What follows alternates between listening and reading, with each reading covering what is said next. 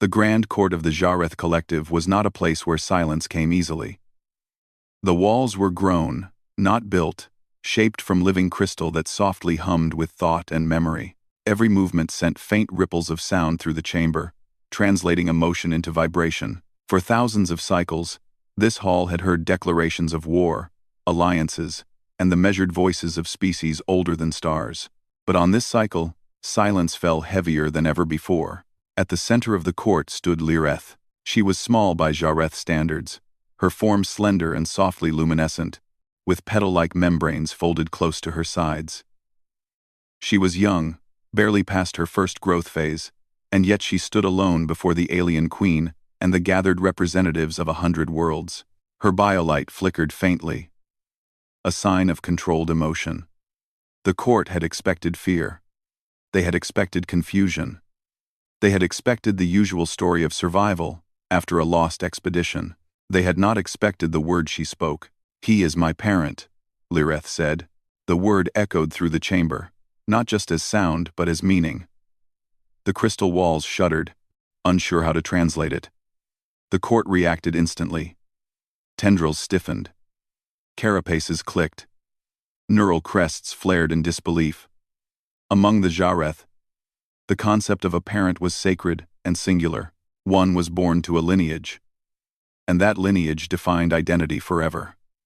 To claim a parent from another species was not just strange, it was unthinkable. The alien queen leaned forward on her throne, her vast form casting layered shadows across the floor. Her voice, when it came, was calm but carried immense weight. "Clarify," the queen commanded. Lireth did not retreat. She lifted her gaze, meeting the queen's many-faceted eyes. The human Elias Morgan fulfilled the role of parent. He protected me. He fed me. He taught me. He stayed when departure was possible. By all meaningful measures, he is my parent. A low wave of dissonance moved through the court. Several elder delegates projected formal objections. Humans were a newly contacted species, short-lived and emotionally erratic by galactic standards. Their social structures were considered unstable, their bonding patterns messy and inefficient. No known record suggested humans were capable of proper interspecies guardianship. The queen raised one limb, and the noise faded. "You will recount the sequence," she said. "Begin at your separation." Lireth inhaled slowly, steadying her glow. "My research vessel was mapping subspace currents near an uninhabited system. A gravitational distortion damaged our drive. The crew evacuated. I was separated during the final transit. My escape pod malfunctioned and drifted. Images formed in the air as she spoke, projected from her memory organ. The court watched as a small pod spun through darkness, systems failing one by one. "I should not have survived," Lireth continued. "Seedborne physiology requires constant environmental balance. My reserves were low. My communication beacon failed. The image shifted to a rusted human maintenance station orbiting a dead moon. The station was old, patched together, clearly not a place meant for long-term life. A human found me," Lireth said. "Elias Morgan. He was alone. He was not military. He was not assigned to rescue operations. His shift rotation was ending. He could have logged the pod and departed." The court watched as a human figure appeared in the projection, clumsy in a pressure suit, moving carefully toward the damaged pod. "He did not," Lireth said. "He opened the pod manually. This exposed him to radiation levels considered unsafe for his species. He carried me into the station." Murmurs rippled again. The queen remained still. "He did not understand my biology," Lireth went on. "He did not know my language. He attempted communication using visual signals and sound. Many of his early efforts were ineffective. Some were embarrassing." A faint shift passed through the court. Humor, even accidental, was rare in official testimony. "He researched," Lireth said. "He accessed public databases. He contacted no authority because he feared they would remove me, and I would not survive transport. He adjusted the station's atmosphere repeatedly until my breathing stabilized. He slept in short intervals so he could monitor my vitals. The projection showed the human slumped at a console, eyes heavy, alarms softly blinking around him.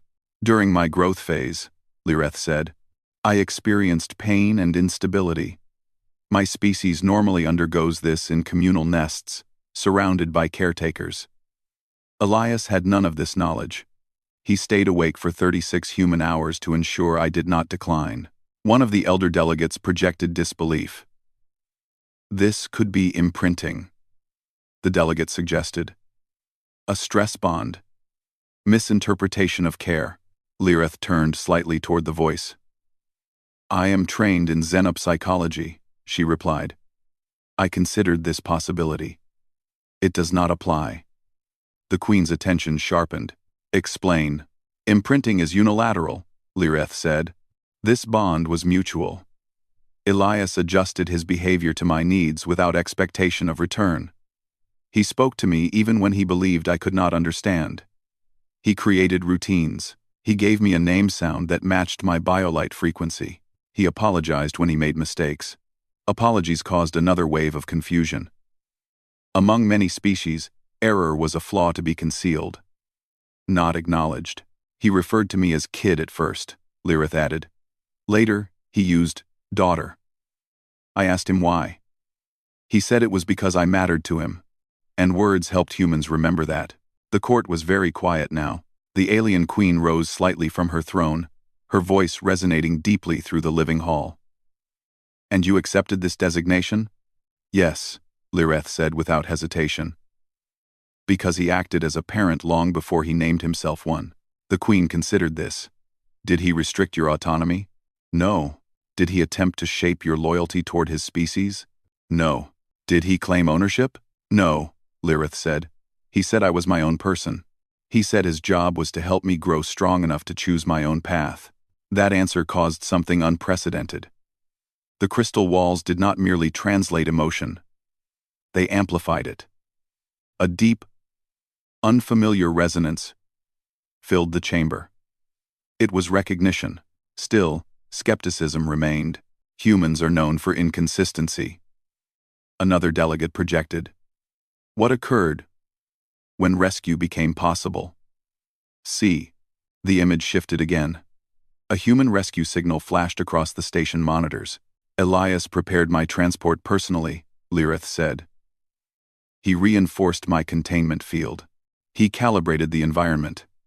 He stayed awake the entire final cycle. The projection showed Elias standing beside the transport cradle, hands resting on the edge, shoulders tense. He did not request to come with me, Lireth said. He did not ask for reward. When I asked if he would forget me, he said humans do not forget their children. A strange stillness settled over the court. The alien queen lowered herself back onto the throne. Her voice, when it came, was softer, but more dangerous in its precision. You understand, she said, that such a claim alters the definition of kinship. Yes, Lireth replied. That is why I spoke it here. And if this court rejects it? Lireth's biolight brightened, steady and firm. Then the court would be rejecting reality. Not my bond. For a long moment, no one spoke. The queen finally raised her gaze. The human Elias Morgan will be summoned, she declared. Until then, this court will consider what it means when a species chooses family instead of inheriting it. As the chamber slowly filled with sound again, one truth lingered in the living walls. Recorded for the first time in galactic history, a human had been called a parent, and the universe was not prepared for what that meant. The decision of the alien queen did not end the matter. It began it. Within one standard cycle, observation vessels were dispatched from the Jareth Collective to human-controlled space. They did not announce themselves publicly. Humans were aware of the collective, of course. But this mission was not meant for diplomacy. It was meant for understanding. The Queen wanted proof, not emotion. One human caring for one alien child could be an exception. A pattern would be something else entirely. The observers were chosen carefully. They were scholars, sociologists, and memory readers, trained to notice lies hidden beneath kindness. Their task was simple in description but complex in execution. Find out whether humans truly formed parental bonds beyond biology, or whether Lireth's experience was an emotional anomaly. They began on Earth. The planet itself was already unsettling. It was loud, crowded, and biologically chaotic. Life existed everywhere, competing and cooperating at the same time. Human cities grew like living organisms, layered and uneven. The observers expected disorder, and they found it. What they did not expect was care woven so deeply into that disorder. They watched human families first. Not just biological units, but mixed ones. Children with no genetic connection, shared meals, arguments, laughter, and quiet moments of safety. Humans used the word adopted with pride, not shame. Records showed long legal processes designed not to claim ownership, but responsibility. One observer noted something unusual. Humans spent enormous resources on young that were not theirs by birth. Time, energy, emotion, and money were invested without guarantee of return. From a purely logical standpoint, this was inefficient, yet it was everywhere. On one continent, the observers watched a human couple take in a child displaced by environmental collapse. The child screamed at night, broke objects, and trusted no one. The humans did not abandon the effort. They adjusted their routines, lost sleep, and sought help. Months later, the child laughed freely in their presence. The observers recorded the change carefully: stability, growth, trust. This pattern repeated across the planet.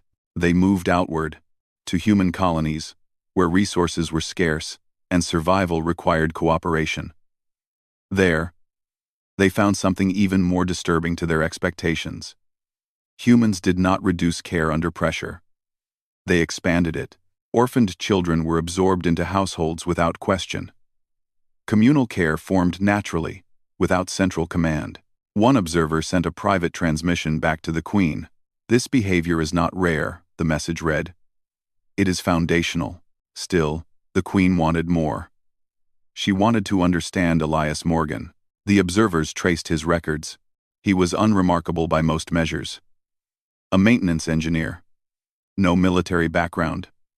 No political influence. No record of exceptional intelligence.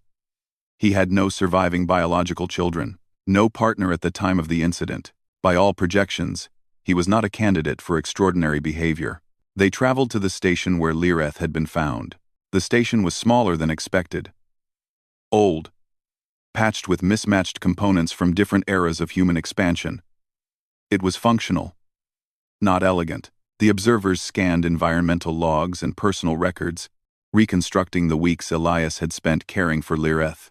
The data was clear. He had rerouted power from non-essential systems to stabilize her environment. He had reduced his own food intake when supplies ran low, prioritizing nutrients for her. He had spoken to her constantly, narrating his actions, even when sensors suggested she was unconscious. One observer paused the playback. "He behaved as though being watched," the observer said. "Yet there was no audience." Another responded, "Humans often behave this way when responsibility is internalized." The observers reviewed Elias's private logs next. These were not meant for transmission. They were fragments of thought. Voice recordings made during exhaustion. "I don't know if I'm doing this right," Elias said in one recording. "But I won't leave you alone. I promise that much." The observers found no trace of manipulation, no desire for recognition, only concern, frustration, fear, and determination. They returned to the collective with their findings, but the Queen was not finished. She had ordered Elias Morgan summoned, and until that meeting occurred, she wanted the observers to understand something deeper. "Do humans only do this for the young?" she asked. The observers went back. They shifted focus to humans and artificial intelligences. Machines created to assist, calculate, and optimize. By collective standards, these entities would never be granted kinship. They were tools. Humans disagreed. Some AIs were treated with respect, consulted, thanked. Others were defended when their utility was questioned. In several documented cases, humans resisted the deactivation of malfunctioning AIs, arguing they deserved repair rather than deletion. One observer struggled to process this. They extend care to entities that do not reproduce, it said. This contradicts evolutionary priority. Another answered, perhaps their priority is not continuation of form, but continuation of connection. The observers then examined human reactions to non-human life. On a frontier world, they observed a human medic caring for an injured alien trader from a species with no formal alliance. The trader could offer nothing in return. The medic stayed anyway. When asked why, the human answered, "Someone had to." That phrase appeared repeatedly in human language. Someone had to. It was not law. It was not instinct alone. It was a chosen burden. Back in the Jareth court, debate intensified. Some delegates argued that humans were dangerous precisely because of this trait. If humans redefined family so freely, they could undermine ancient structures of loyalty and hierarchy. Others argued the opposite, that humans could stabilize regions long thought irreparable. Lireth remained silent during these debates. She had already said what she needed to say. Still, the queen watched her closely. During a private audience, the queen asked Lireth a question she had not asked before. If Elias Morgan were to reject the title you have given him, the queen said, what would become of your claim? Lireth answered without hesitation, it would not change what he is. The queen studied her. Explain. Parenthood is not confirmed by words, Lireth said. It is confirmed by action. He has already acted. This answer unsettled the queen more than the first. Among the Jareth, roles were assigned at birth and confirmed by biology. Humans, it seemed, assigned roles by choice and confirmed them by endurance. The observers returned one final time to Earth before Elias's summons. They attended a quiet human ritual. Not a celebration. A remembrance. A group of humans gathered around a small structure. Names were spoken aloud. Some belonged to children who had not survived illness or accident. The humans cried openly. They spoke of pride, of love, of lessons learned. These offspring were not biologically related to all present, an observer noted. No, another replied. But they were still children. The observers could not quantify the value of grief, but they recognized commitment. Humans mourned what they chose, not just what they made. When Elias Morgan finally arrived at the edge of collective space, he did not come as a representative of humanity. He came alone, wearing borrowed formal clothing and carrying no symbols of rank. He looked tired, nervous, human. As his vessel approached the reception station, Lireth waited on the other side of the viewport. She did not glow brighter. She did not rush forward. She stood calmly, grounded. The queen observed this through indirect channels. The observers delivered their final report. Human parental behavior is not an exception, the report concluded. It is a pattern. It is extended voluntarily. It is resilient under stress. It is not limited by species, origin, or utility. The queen dismissed the court for a full cycle of reflection. When the court reconvened, she issued no judgment yet.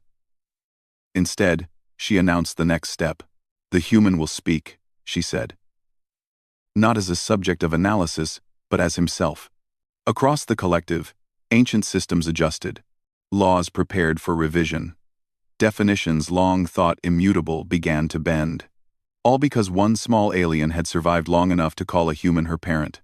And because that human had stayed, Elias Morgan had repaired fusion couplings in vacuum, crawled through half-powered corridors, and slept through alarm drills that shook entire stations. None of that prepared him for the moment the doors of the Jareth Grand Court opened. The chamber was larger than any space he had ever worked in. The living crystal walls glowed softly, shifting color as if listening. The air felt thick, not heavy, but aware. Elias took a step forward and immediately realized he had misjudged the protocol. Several alien forms adjusted their posture at once.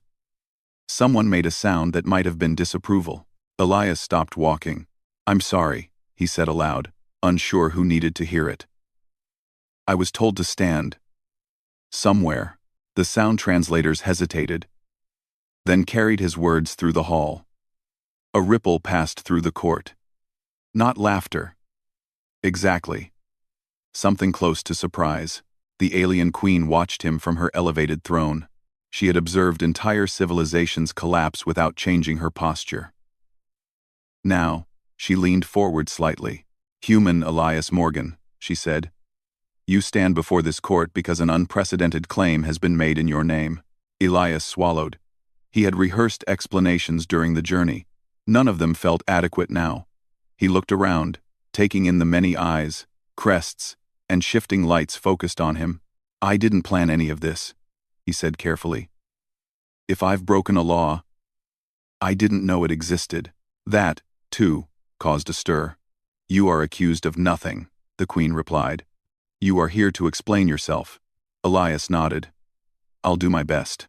The queen gestured, and the air between them shimmered. Lireth stepped forward, her biolight steady and calm. She stood beside Elias, not touching him, but close enough that he felt less alone. "You may speak freely," the queen said. "Begin with your first decision." Elias frowned slightly. "First decision?" "The moment you found Lireth," the queen clarified. "Why did you intervene?" "Why?" Elias thought back to that day. The drifting pod. The damaged seals. The small, glowing shape inside. "She was alone," he said simply. That was enough. Several delegates reacted immediately.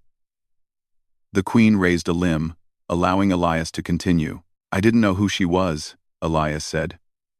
"I didn't know if she was important, or dangerous, or anything. I just knew she wouldn't last long if I walked away." "You were not ordered to assist," the queen said. "No," Elias replied. "You were not trained for her care." "No. You gained nothing by staying." Elias hesitated, then shook his head. "I gained something," he said. "Just not anything you can measure." The queen's eyes narrowed slightly. "Explain." Elias glanced at Lireth, then back at the throne. "Humans don't always think in terms of gain," he said. "Sometimes we think in terms of responsibility. If you're the only one there, then it's your job." A delegate projected a sharp question. "Why not contact your authorities?" "I considered it," Elias answered. "But the nearest rescue would have taken too long, and I didn't trust that moving her wouldn't hurt her, so I stayed." "And if staying had endangered your life?" the queen asked. Elias smiled faintly. "It did." The court went still. "I'm not brave," Elias continued quickly. "I was scared most of the time. I messed up a lot. I kept thinking someone better would show up. But they didn't." "So you assumed the role," the queen said. Elias shrugged. "I guess I did." The queen studied him. "Did you intend to become her parent?" Elias looked genuinely confused by the question. "I didn't think about labels," he said. "I just tried to take care of her. The rest came later." Lireth spoke then, her voice calm but clear. "You sang to me," she said. Elias blinked. "I talked," he corrected gently. "You modulated your voice in repetitive patterns to soothe me," Lireth replied. "That is singing." A soft resonance passed through the chamber. "I didn't know if it helped," Elias said, "but it seemed better than silence." The queen turned her attention back to him. "You used the word daughter." Elias nodded slowly. "Yeah. Why?" He took a breath. "Because it reminded me how to act," he said. "If I thought of her as just a responsibility, I could get cold. If I thought of her as my daughter, I tried harder." "That word carries legal and biological meaning among many species," the queen said. "You used it without permission." Elias met her gaze. His voice was steady, but quiet. "I wasn't asking for ownership," he said. "I was accepting duty." That answer echoed in the chamber, translated and amplified by the living walls. The queen did not speak immediately. Another delegate projected a concern. "Humans are short-lived. What happens when a human parent dies?" Elias answered before Lireth could. "Then the child remembers they were loved," he said. "And that usually makes them stronger, not weaker." The queen studied Lireth. Has this been your experience? Yes, Lireth said. I am stronger. The queen shifted her attention back to Elias. Did you ever consider releasing her once she was stable? Elias nodded. Of course. That was always the goal. Parents aren't supposed to keep children. They're supposed to prepare them. That caused a visible reaction. Among many species, hierarchy was permanent. The idea of raising someone to leave was unsettling. You let her go, the queen said. Yes, and yet she returned to claim you. Elias smiled softly. That was her choice. The queen leaned back, thoughtful. Human, she said. Your species appears to redefine kinship as an action, not a state. Elias considered that. That sounds about right. A deep hum filled the chamber as the crystal walls reacted to the exchange. Something old and rarely used activated. A kin recognition field, designed to detect biological lineage, flared briefly. It did not go dark. Instead, it shifted. A low, steady resonance spread through the court. The field had adjusted, recognizing a bond not based on shared origin, but shared care. Gasps rippled through the delegates. This had never happened. Lireth stepped closer to Elias and spoke in the resonance tongue of the queen. This is my parent. The field strengthened. The queen rose slowly to her full height. Silence followed her movement like gravity. For all recorded history, she said, kinship has been inherited. Today, it has been demonstrated. She looked at Elias. You did not conquer. You did not convert. You did not command. Elias stood very still. You chose, the queen continued. And in choosing, you changed the definition of family. She turned to the court. This human will not be judged as an anomaly. He will be recorded as precedent. The words sent a shock through the chamber. Elias blinked. I didn't mean to start anything, he said quietly. The queen regarded him with something close to respect. Most changes begin that way. She raised her limbs, signaling the end of testimony. The court will recess, she declared. What follows will reshape our law. As the chamber slowly emptied, Elias finally exhaled. He looked down at Lireth. You okay? He asked. Yes, she said. Are you? He nodded. Yeah, just surprised. Lireth's biolight warmed. So was the universe, she replied, and somewhere deep within the living walls of the grand court, a new truth settled into record. Family could be chosen, and humanity had proven it first. The grand court did not reconvene quickly. For the first time in its long history, the alien queen ordered a full pause in proceedings. Not for war, not for crisis, but for thought. Systems across the Jareth collective slowed their decision cycles. Ancient laws were reread. Old definitions were examined with careful discomfort. Elias Morgan was escorted to a quiet guest quarter, overlooking a starfield that felt unreal to him. He sat near the viewport, hands resting on his knees, trying to understand how fixing broken machines had somehow led him here. He felt out of place, and yet, strangely calm. Whatever happened next, he had already said what mattered. Lireth visited him often during the pause. Sometimes they talked. Sometimes they simply shared the quiet. The court attendants noticed this and recorded it carefully. The bond did not weaken under observation. It did not require constant affirmation. It simply existed. Outside the court, word spread. Human channels buzzed with confusion at first. Elias's name appeared briefly in reports, then disappeared again, as officials chose restraint over reaction. Humans did not fully understand what had happened, only that one of their own was standing before an ancient alien authority, not as a conqueror or negotiator, but as a caretaker. Among the collective, reactions were far stronger. Some species protested immediately. They argued that recognizing chosen kinship would destabilize lineage-based governance.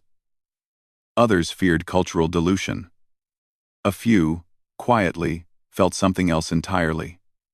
Hope. The queen listened to every argument. She also listened to the data. Reports came in from border systems. Human crews assisting displaced populations without being asked. Human teachers helping alien children adapt to mixed-species environments.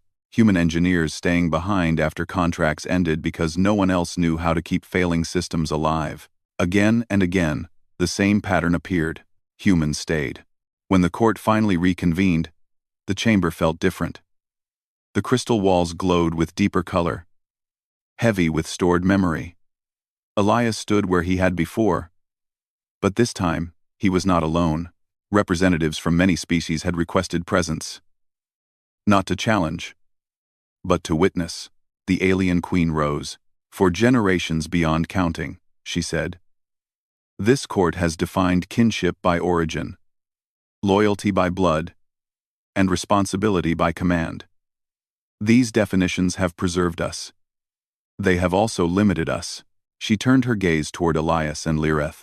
We have observed a species that does not wait for instruction to care. The queen continued. A species that assigns responsibility not by birthright, but by proximity. If they are present, they act. A low hum of agreement moved through the hall. The concern, the queen said, is not that humans are too weak. It is that they are too willing. She let the words settle.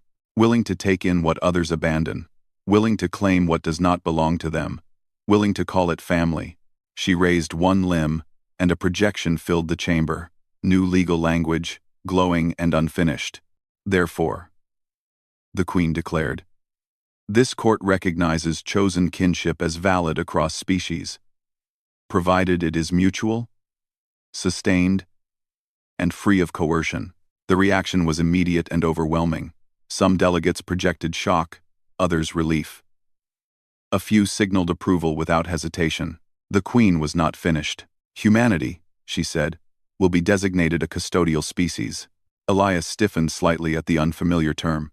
In times of collapse, displacement, or loss, the queen continued, humans will be permitted and invited to serve as guardians, mentors, and caretakers where other systems fail. She looked directly at Elias. Not because they are perfect, she said, but because they stay. Silence followed. Then, slowly, the chamber resonated with acceptance. Elias felt something tighten in his chest. He raised a hand, unsure if he was allowed to speak. The queen inclined her head. You may. I didn't do this for my species, Elias said honestly. I did it for her. Lireth's biolight warmed beside him. That, the queen replied, is precisely why this designation is appropriate. The decree was recorded, systems updated, history adjusted. Change did not come all at once. It never did. But it began. In the cycles that followed, humans were invited into roles no one else wanted. Refuge coordinators, cultural preservers, foster guardians for species whose reproduction cycles had collapsed. Humans accepted without ceremony, often without realizing the scale of what they were doing. They taught. They listened. They learned strange customs and respected them. They made mistakes and apologized. They stayed. Lireth took on her role as ambassador slowly. She spoke clearly and without exaggeration. She did not claim humans were superior. She claimed something simpler. They choose, she said again and again. And they keep choosing. Elias declined offers of status. He returned to maintenance work. This time on a mixed-species station that had requested him specifically. He repaired systems, shared meals, and answered messages from Lireth whenever they arrived. Sometimes, he felt the weight of what had changed. Most days, he just fixed what was broken. Years passed. The term, human-raised, entered several languages. It was not an insult. It was a marker of resilience. Cultures that had been fading stabilized. Children who would have been lost found structure and care. The alien queen watched it all from her throne, recording not just events, but outcomes. In her private archive, she made a final entry.